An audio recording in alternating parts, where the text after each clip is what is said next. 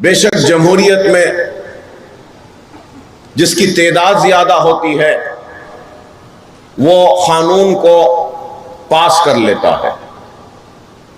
اور اپنی تعداد کی طاقت کے ذریعے نریندر مودی کی حکومت نے اس قانون کو، اس بل کو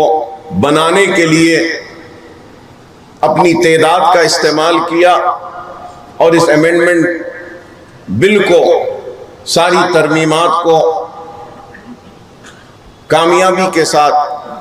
پاس کر لیا۔ اس کے بعد میں پھر صدر مجلس نے سپریم کورٹ میں بھی ایک قانونی جدوجہد کے لیے اپنی پٹیشن ڈالی۔ انشاءاللہ وہ بھی آئے گا، سپریم کورٹ میں ہیئرنگ کے لیے بحث ہوگی،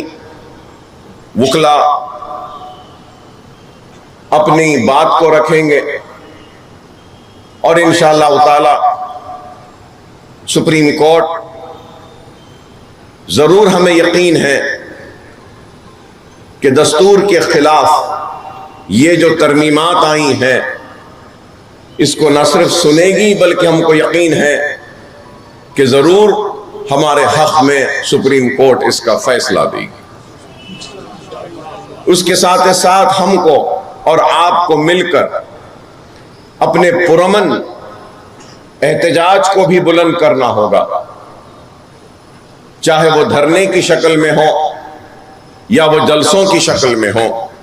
ہم کو احتجاج کرنا ہوگا،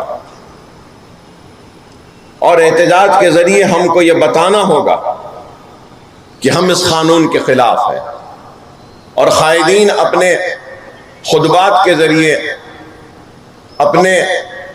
بیانوں کے ذریعے ساری تفصیلات آپ کے سامنے رکھیں گے،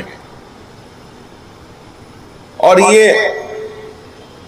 چیز کو ہم کو بڑے ہی